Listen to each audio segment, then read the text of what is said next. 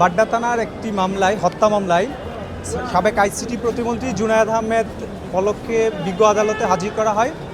অত্র মামলায় তদন্তকারী কর্মকর্তা এই মামলায় 5 দিনের রিমান্ডের আবেদন করেন।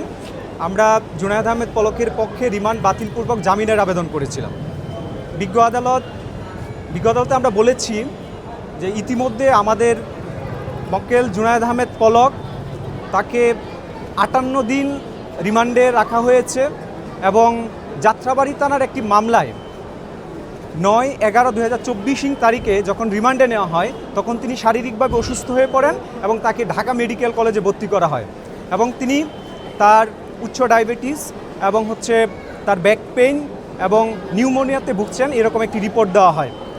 আমরা বলেছি যে তার শারীরিক অবস্থা এবং মানসিক অবস্থা বিবেচনা করে রিমান্ড বাতিলের প্রার্থনা করেছি। বিজ্ঞ আদালত সন্তুষ্ট হয়ে জামিন নামঞ্জুর করেছেন এবং 2 দিনের রিমান্ড মঞ্জুর করেছেন।